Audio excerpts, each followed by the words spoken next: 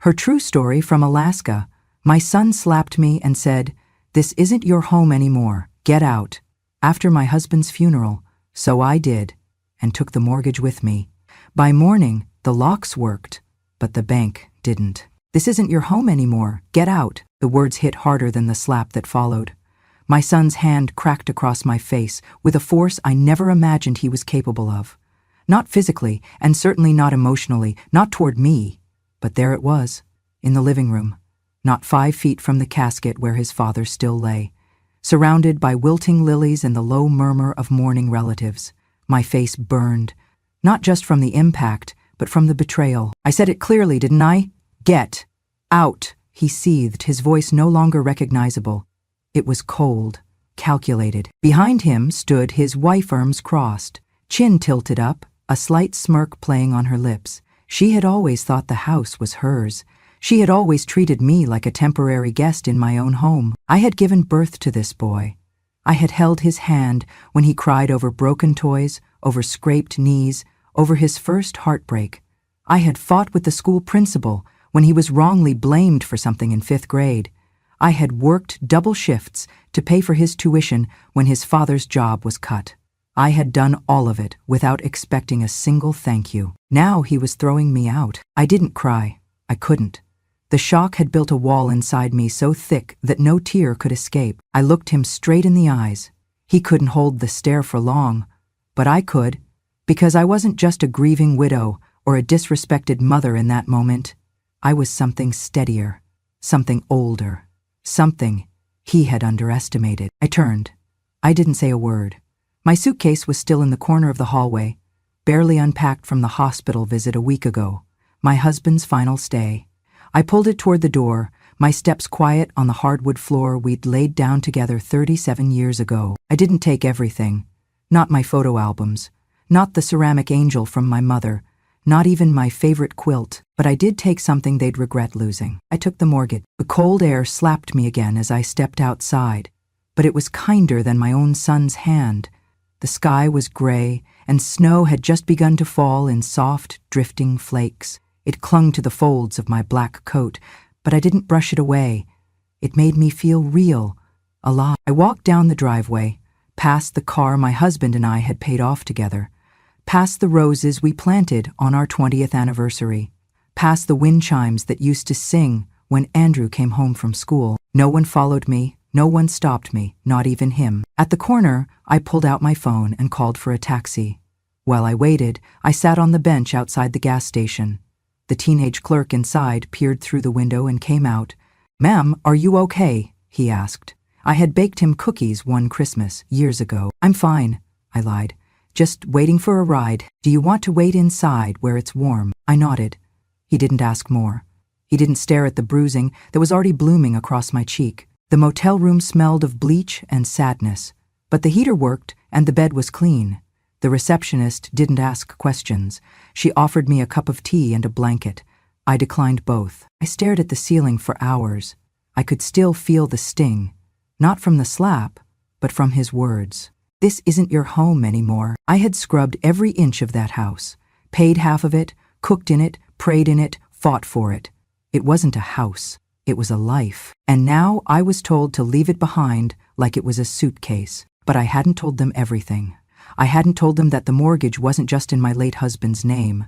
I hadn't told them that I was still the co-signier, the co-owner, the one whose name sat right there on the deed and the loan, because my husband had known. He had known what could happen. And in one of our last conversations, he had said something I thought I'd never need to remember. "If I go first," he said, his voice shaky, "don't tell Andrew about the documents. Not unless he hurts you." I had placed those documents in a safe deposit box at the bank, along with something else. A letter he wrote, a backup will, and a clause that would change everything. The next morning, I made my call, not to Andrew, to the bank. I requested that the automatic mortgage payments be stopped. I gave them my name, my ID, the account number. They verified it. "You're listed as a co-owner and co-borrower, ma'am. You can do that," the banker said. I said thank you. Then I hung up. By noon, my son would find the locks changed, the door rekeyed.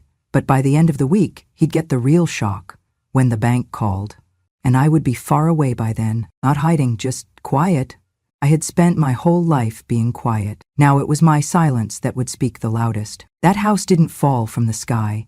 It wasn't some gift. It was built, brick by brick, check by check, sacrifice by sacrifice. In 1987, when the snow fell heavier than usual and heating bills nearly ruined us, my husband and I signed the first mortgage papers. I still remember the ink smudging slightly from my nervous hands. I had insisted on being a co-owner, not because I didn't trust him, but because his credit at the time was a mess. He had just closed a failed auto repair business, and the banks had turned him away more than once. But I had steady work. For over a decade, I'd been a medical clerk at the local clinic. Reliable income, clean credit. My name opened the door. My name got us the loan, and so my name went on the deed. We didn't talk about it much after that. He was proud but quiet about the arrangement. Still, when we planted our first hydrangeas in the front yard, he whispered, "We built this together, you and me." And we did. Every month we paid on time. Sometimes we skipped dinners out or Christmas presents. Sometimes we patched holes in the roof, ourselves, with duct tape and determination. But we never missed a payment. The bank sent statements in both our names. The mailbox always knew we were equals. But when my husband fell ill in 2012, everything changed. Suddenly, the strong man who once lifted me over puddles now struggled to lift a coffee mug. Medical bills mounted. Insurance barely scratched the surface. He couldn't work anymore, and Social Security was slow and stingy, so I took on more hours at the clinic, switched to night shifts, learned how to stretch a week's groceries from 2 bags. I even cleaned houses on weekends, wearing gloves to hide my cracked knuckles. But I never complained, not to him, and never to Andrew, because Andrew had just started his own family. He was trying to build something too. I didn't want to burden him. I told him we were doing just fine, even when I counted pennies to fill the gas tank. When he asked why I looked tired all the time, I smiled and blamed it on age. He never asked more, and maybe that was my mistake. Maybe if I had let him see truly somewhat I was doing, he might have respected me more. Or maybe not. Maybe it wouldn't have changed anything at all. But I chose silence. I chose to protect him from the weight of what I carried. And now, years later, he threw me out of the very house my name had helped build. It wasn't just insulting. It was erasure. They thought it was theirs. They walked through its halls like kings and queens of something they didn't earn. His wife changed the curtains, repainted the living room, remodeled the kitchen, all without ever once asking me. She said it was her domain. I let her believe that. I didn't want to fight. I just wanted peace in my final years. I thought if I gave them space, they would give me respect. Instead, they gave me orders. I remember one evening, just a few months ago, I was dusting the bookshelf when she said, "You really should ask before touching things. We're trying to keep the aesthetic consistent." It was my bookshelf, my books. Even the shelf had been built by my husband's hands. I went back to my room, shut the door, and cried quietly for the first time in a long time. Not because of her words, but because I saw what was coming. She was rewriting the narrative, and Andrew let her. He started calling it their house in conversations, stopped asking for my opinion, treated me like an extended guest, tolerated but not welcomed. I watched it all, silently. I didn't push back. I didn't wave around documents or make scenes, but I never threw anything away. Every mortgage document, every payment slip, every copy of the deed, I kept them in a neat manila folder in my bottom drawer. And when my husband died, I took that folder and placed it in a safe deposit box at the bank, along with a backup copy of his will and a letter he left for me, just in case.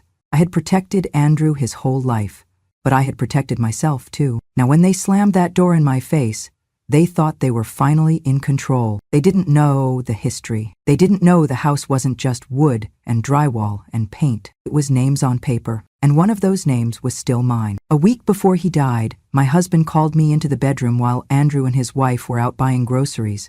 He was lying in bed, thinner than I had ever seen him, the curve of his bones showing through his flannel pajama top.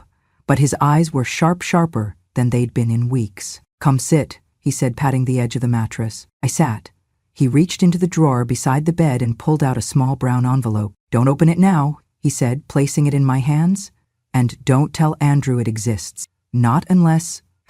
He trailed off, coughing. Not unless what? I asked gently. He looked at me for a long moment, then said, not unless he hurts you. I stared at him, confused. What do you mean, hurts me? I mean, he paused, collecting his breath. I've seen how he speaks to you sometimes, the way she treats you, and he lets her. I swallowed hard. I didn't want to talk about that, not with him in this condition. Not now. You're overthinking, I whispered. He's just stressed, but my husband shook his head. No. You've been too generous with your forgiveness. That's why I had the papers drafted. I had the lawyer include something, just in case, because if I go before you and they turn on you, I want you protected. I tightened my grip on the envelope. What's in here? A second will, a supplemental clause. It's notarized, it's legal. If Andrew ever insults, abuses, or evicts you from this home, he loses all claim. Every penny, every title, every right. My hands trembled. He continued, I didn't want it to come to that, but I needed to know that if I'm not around, you still have some control, some justice. I nodded, eyes burning. I leaned forward and kissed his forehead. Thank you, I said, voice breaking. But I hope I never have to use it. He smiled faintly. Me too. He died 5 days later. The funeral was simple, cold, quick. His friends came. Some old colleagues. Andrew barely said 2 words during the service. His wife made herself the center of attention, sobbing loudest, even though she'd only known him 10 years. I kept my silence. I clutched the folded flag and the last photograph we had taken together, and I held the unopened letter in my coat pocket. I went to the bank the next morning. The woman at the front desk recognized me. Her name tag read Melinda. Safe deposit box? She asked kindly. I nodded. Box 221? Under Eileen Carter? She verified my ID, handed me the key, and led me to the private room. I opened the box and placed the letter inside, along with the supplemental will, a USB stick with scanned mortgage documents, and a copy of our original title. I labeled it, in case of emergency. Then I locked it all away. I didn't want to think about it again. I didn't want to imagine a version of the world where my son would make me need it. But now that version had arrived. 3 days after the slap, I returned to the bank. Melinda wasn't there. A new clerk helped me, a young man who looked barely 20 but spoke with care. In need of access? He asked. Yes, I said. Box 221. He led me back to the same private room. When I opened the box, I hesitated. My hands didn't shake this time. I took out the letter first. The paper had yellowed slightly around the edges, but my husband's handwriting was still clear, steady, familiar. To my dearest Eileen, it began. I read it again, even though I had it memorized. If you're reading this, then I'm gone. And if you're reading this because Andrew did what I hope he never would, then I am sorry. But you must know this. You are not powerless. You are not invisible. This house was yours as much as mine. Your hands built it. Your sacrifices paid for it. And no one, especially not our son, pays to erase that. A lump rose in my throat. There is a clause in the supplemental will. You know it. Use it if you must. Don't let guilt keep you silent. You've spent a lifetime being the glue for this family. Let this be the moment you stop holding it together for everyone else. He had signed it, dated it, October 14, 2020, just weeks before his last hospitalization. Below the letter, the supplemental will confirmed everything. It named me as primary executor, custodian of the estate, and included a very specific clause. In the event that my son, Andrew Carter, physically or verbally abuses my wife, Eileen Carter, or attempts to evict her from the family home, all inheritance rights under this will shall be null and void. The estate shall then transfer to a designated trust under Eileen's sole control. It was signed by 2 witnesses and notarized. Legal, ironclad. I sat there in the quiet of the bank's vault room for a long time, breathing deeply. I hadn't wanted this power, but they had forced my hand. They had forgotten something crucial. Just because I had been quiet didn't mean I had been careless. I returned the documents to the box, took out the USB, and slid it into my purse. I would send the files to the lawyer later today, along with the recording I'd made the night of the slap, because that too I had preserved. His words were clear. This isn't your home anymore. Get out. It was all I needed. Proof and purpose. My husband had prepared me. Now I would prepare the reckoning. I arrived at the bank the very next morning. The snow had crusted into ice overnight, and the sidewalks were slick beneath my boots, but I walked carefully, deliberately, not slowly, just with intent. I was not stumbling. I was not afraid. I was not broken. I was done being silent for the sake of peace. By 9:05 a.m., I was seated across from a loan officer in a small glass room. Her name tag read Jessica. She wore a burgundy blazer and had kind eyes, but I saw the flicker of curiosity in them when she read my request. "You'd like to terminate the automatic mortgage payments, Mrs. Carter?" "Yes," I said firmly, "and I'd like to review the full loan file, originals if possible." Jessica blinked. "We can prepare copies for you. Are you aware that this action may affect—" "I'm the co-borrower," I interrupted. "The loan is under both my late husband's name and mine. I have every right to withdraw authorization. You'll find my name on every page." She paused, tapping her keyboard. Then she nodded. "You're correct, and you are also listed as a co-owner on the property title." "I know," I said. "Please, prepare the documents." She excused herself briefly, and when she returned, she had a thick manila folder with my name neatly typed on the tab. I smiled faintly at the sight of it. 35 years of payments, statements, renewals, all accounted for. All mine to claim. I signed the revocation form. It took less than 10 minutes. 10 minutes to undo what they believed was permanent. Jessica handed me the file. "Is there anything else I can assist you with, Mrs. Carter?" "Yes," I said. "I'll be transferring the file to my lawyer later today. In the meantime, please flag the account. No one is to resume payments or renegotiate terms without my written consent." She nodded. "Of course. We'll place a lock on it." As I left the bank, the wind caught my coat. I pulled it tight around me, but inside, something warm flickered. Not anger, not revenge, just assurance, a quiet kind of strength. I had been preparing for this moment, even when I didn't realize it. At home, in the tiny one-room apartment I had taken on a monthly lease, I opened my laptop and plugged in the USB.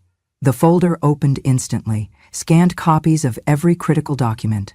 My husband had been meticulous. He had labeled each file by date, by type, by legal reference. At the bottom, I added one more, the recording from the night Andrew slapped me. I had recorded it out of habit. After my husband's first stroke, I had developed the habit of recording important conversations, doctor's instructions, medication lists, even grocery orders. That night, I had been carrying the same small recorder in my coat pocket, intending to make a note to refill my prescription. Instead, it captured everything. His voice, the slap, the exact words, "This isn't your home anymore. Get out." It was damning, clear, unmistakable. I uploaded the file to a secure drive and emailed it to the woman who had helped my husband draft the supplemental will, his former attorney. Subject, RE urgent. Activation of Clause 17B. I attach everything, the recording, the scanned will, the mortgage file. 5 minutes later, my phone rang. "Mrs. Carter?" "Yes." "This is Megan Dale. I received your email. I've reviewed everything." Her voice was calm, steady, professional. "I want you to know, I'm sorry for what happened, but more importantly, you've done everything right." I said nothing. Megan continued. "Clause 17B is valid. The audio recording verifies both verbal abuse and unlawful eviction. As per your husband's will, your son forfeits all inheritance rights, effective immediately. Can you act on this now?" "Yes. I'll file the notification today. We'll issue a cease claim letter to your son's attorney and freeze all disbursement of estate assets. Do you have a place to stay?" "For now," I said. "I'd advise we schedule a formal review this week. But in the meantime, rest assured, you are no longer powerless." I thanked her, and I hung up. That night, I sat in the armchair by the window. The motel was modest, but the view was clean. No traffic, no yelling, no passive-aggressive sighs at dinner.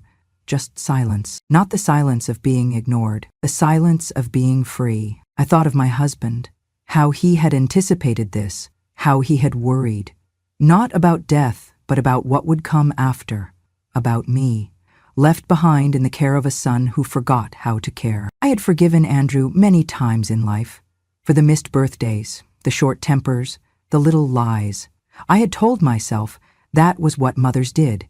that love meant enduring. But love should never mean erasing yourself to keep the peace. I had done that for too long. The next day, Megan filed the necessary documents. The court issued a preliminary freeze on the estate.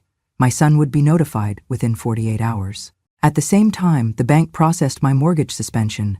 The system would flag any future payments as unauthorized. In the language of finance and law, I had become a wall. A legal, financial, and emotional wall that Andrew could no longer scale. I didn't call him. I didn't warn him. I simply acted, silently, precisely, because the most powerful thing a woman can do is remember everything they forgot she knew.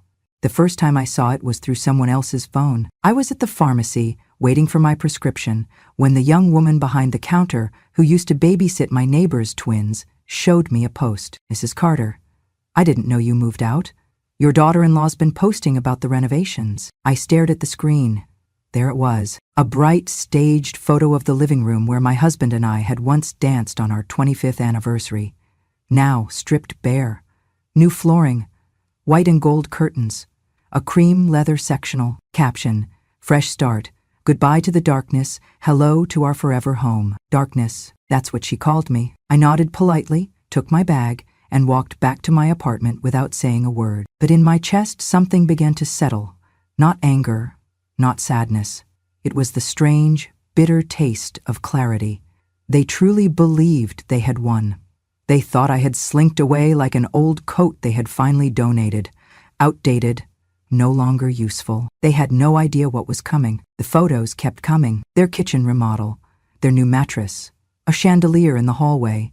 Finally ours. The captions read, she posted a boomerang video of Andrew hanging a framed sign that said, "Love lives here." They were nesting, boasting, inviting friends over for wine nights and charcuterie boards served on the dining table my husband built with his own hands. And through it all, not one message, not one call, not even a thank you for the decades I had poured into those walls. But then, exactly 31 days after I terminated the mortgage payments, the notice went out. The bank, efficient as always, sent a formal letter to the primary address on file. Subject, default notice, Carter residence. Due to the co-borrower's revocation of payment authorization and failure to meet scheduled obligations, the mortgage is in breach of contract. If not resolved within 15 business days, the property will be marked for foreclosure and repossession. I didn't have to be there to see their faces, but I imagined it clearly. The silence as the envelope was opened, the disbelief turning to confusion, the frantic scan for a mistake, the quick turn to anger, then the dawning horror. Because they didn't know, they had never read the fine print. They'd assumed I was just an old woman with no teeth left to bite. But I was the teeth, I was the signature, I was the name beside their dream. And now I was the reason it was unraveling. Andrew called that evening. His name appeared on my phone for the first time in over a month. For a moment, I considered letting it ring, but I wanted to hear it. "Just once," I answered. His voice was hoarse, not angry, yet just confused. Small. "Mom?" I said nothing. I don't understand. We got this letter. About the house. Something about a foreclosure. What's going on?" Silence. Did you do something to the payments?" I waited 3 full seconds. Then I answered, slowly. "Yeah." Another pause. "Why?" His voice cracked. "Why would you do that? We're going to lose the house." I didn't respond. "Mom, please," he continued. And now he was crying. I could hear it, the heavy, uneven breath of a man who had only just realized he was fallible. "We didn't mean it. It was just, emotions were high after Dad's funeral. We weren't thinking." "You weren't thinking." That's what they always said when they wanted to erase a choice they had already made. "Please," he whispered. "We can fix this. Just tell the bank it was a mistake. Restart the payments. We can talk. We can figure something out." I closed my eyes. This was the same voice that had ordered me out, that had stood silent while his wife stripped my life from the walls and painted over it in beige. "I can't," I said simply. "But it's your house too." "No," I interrupted, calm as glass.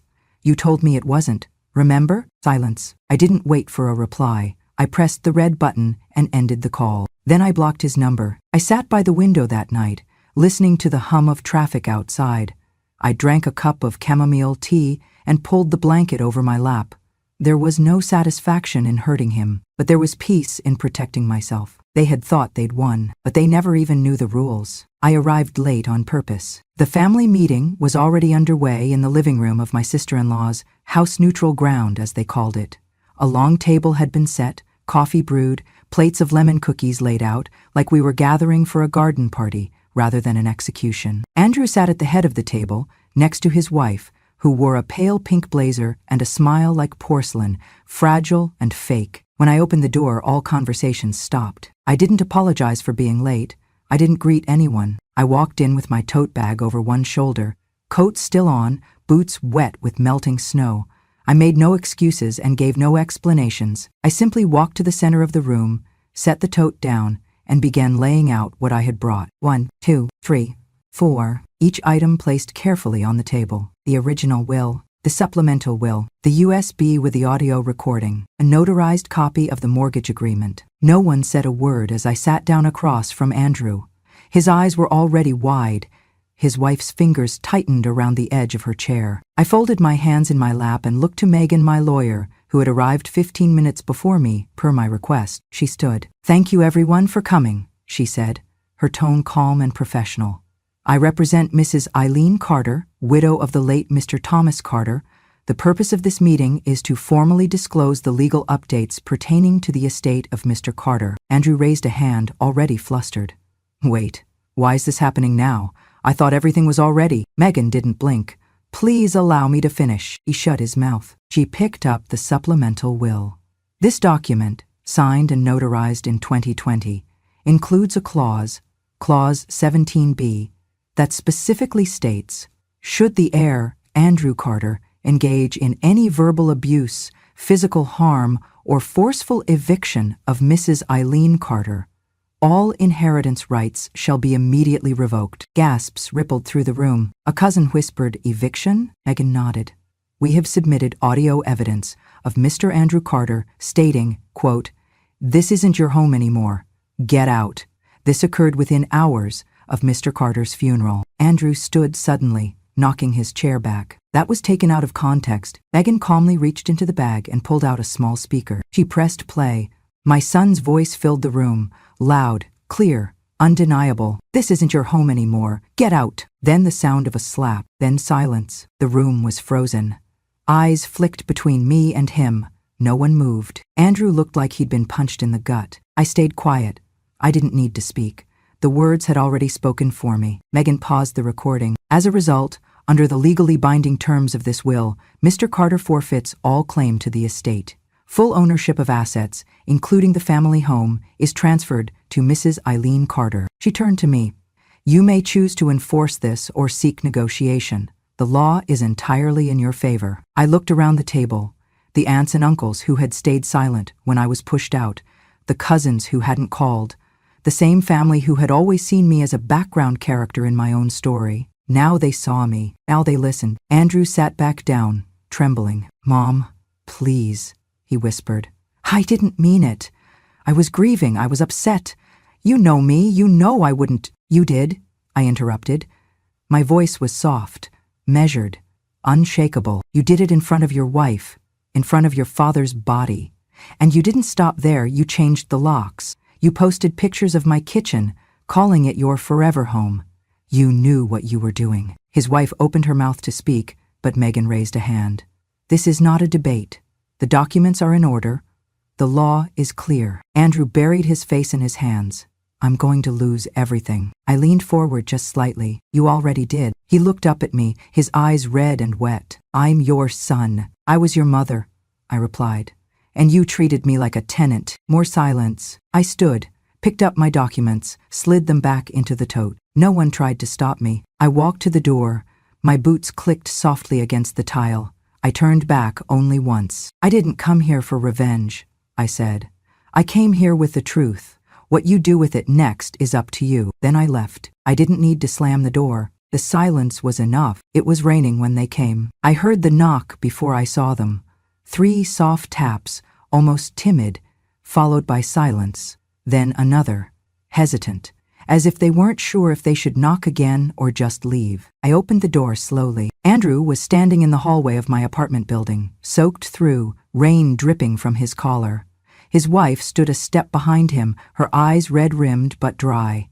He looked older than I remembered, older than a month should have made him. He wasn't wearing a coat. "Mom," he started, voice cracking. I didn't say a word. I didn't know where else to go, he stammered. "They said the house, the foreclosure, the letter. I tried to get them to stop it, but they said I wasn't authorized, that the payments had been suspended, that I had no standing." "You don't," I said flatly. His face twisted. He fell to his knees, right there on the old carpet outside my door. "Please, Mom, I'm sorry." "We're sorry." His wife bowed her head, but didn't kneel. She held her purse tight to her chest, her fingers clenched like claws. For the first time, she looked less like a woman in control and more like someone who had been cornered by consequences. "I made a mistake," he whispered. "We both did. We let our pride get in the way. We thought we were doing what was best, but we were cruel, and we were wrong." Still, I didn't move. "Just, please, Mom, if you could talk to the bank, reinstate the mortgage, let us take over payments. We'll pay everything. We'll make it right. You can come home. Or not, whatever you want. Just don't let us lose the house." I opened the door wider. He looked up, hope flickering. I didn't invite them in. Instead, I stepped past them into the hallway and reached into my purse. I pulled out a folded document in a clear sleeve. "This," I said, handing it to him, "is the deed transfer. As of yesterday, the house is no longer mine." He blinked, confused. "What?" "I sold it," I said. "To who?" his wife asked, her voice sharp with panic. "To the Elder Protection Foundation," I said. "They'll convert it into a transitional home for senior women who've been displaced. Women like me." Andrew's mouth opened, but no sound came out. "You sold it?" he whispered. I nodded. "Cash buyer. Immediate transfer. It's done." "But," his hands trembled as he clutched the paper. "Why would you do that? It was our home." "No," I corrected. "It was never yours. It was built by me and your father, paid for by my sweat, my second jobs, my silence. You lived in it, you used it, but it wasn't yours." His wife finally spoke. "That was a mistake, okay? We got carried away. You could have talked to us." "I tried," I said. "Every time I was dismissed at dinner, every time you rolled your eyes when I spoke, every time you walked past me like I was furniture, I spoke plenty. You just didn't listen." Andrew looked at the floor. His shoulders shook. "I don't want your apology," I said. "I want your understanding." "I do understand," he said, tears falling freely now. "I was wrong." I looked at Himmy, son, my boy who once drew me crayon cards from Mother's Day, who once held my hand when crossing streets, who once ran into my arms after school. He had grown into a man who forgot where he came from, but now he was kneeling, and I had already stood up. "I forgive you," I said, "but I won't fix this for you." He nodded slowly, painfully. As I turned to go back inside, I said one last thing. "I didn't keep the house, I kept my peace." Then I closed the door, and for the first time in years I locked it, not to keep people out, but to keep peace in. I used a portion of the sale to buy a small cabin by a lake in Alaska. Not the kind of place you'd find on a postcard. No fancy renovations, no hot tub, no Instagrammable corners, just 4 sturdy walls, a wood stove, and a view that made the silence feel like music. The first morning I woke there, I stood barefoot on the porch with a mug of coffee warming my hands and watched the mist rise off the water. It was so quiet I could hear my own breath. No locks, no voices behind closed doors, no one demanding I justify my existence. Just me and the trees, and a sky so wide it made the past look small. For the first time in decades, I slept through the night. No dreams of slammed doors, no voices shouting over memories, just sleep, just peace. I unpacked slow, one box at a time. I didn't bring much with me, just what mattered. A photo of my husband smiling in the garden, a crocheted blanket I made during his chemo days, the file folder, now thick with copies of my life, and a small, black digital recorder. It had captured the moment they tried to erase me. Now, it would help me reclaim the rest. I set up my laptop on a desk by the window, plugged in the recorder, and hit play. His voice echoed into the empty room again, but I didn't flinch this time. I had heard worse. I opened a blank document and began to write. I wrote about the hydrangeas we planted in '89, about the time the roof caved in from snow and we fixed it together with borrowed ladders and prayer, about the day Andrew was born and the first time he called me Mom. I didn't write to blame. I wrote to remember, to give myself back the years I had spent folding myself into corners for the sake of peace. That evening, I sent my first audio file to Grandma, True Stories. A true story, my story, not polished, not theatrical, just a voice that had waited too long. In the recording, I said, "These days, getting older made me invisible, but age is just silence collecting power. And silence doesn't mean surrender, it means preparation. I didn't lose a home, I reclaimed a world. So if you're listening, if you've ever been pushed out of the very life you helped build, know this, you are not alone, and you are not done." I didn't expect anyone to listen, but they did. Comments came in. Other women, other grandmothers, other silent rooms. I thought I was the only one. I've never heard anyone say what I've felt for years. Thank you for speaking what I couldn't. And slowly the silence became something else. A choir, a community, a quiet army of women who had nothing left to prove, but everything left to say. I still live in that cabin. I still wake with the light, drink my coffee slow, and let the peace linger. Sometimes I think of Andrew, of the house, of what could have been. But then I remember, what I lost was made of walls. What I gained was made of truth. And truth doesn't rot. It waits. And when it finally speaks, it doesn't shout. It just doesn't stop. If you've ever been hurt by the people who were supposed to protect you, remember, silence is not weakness. Subscribe to Grandma True Stories, where the forgotten find their voice again.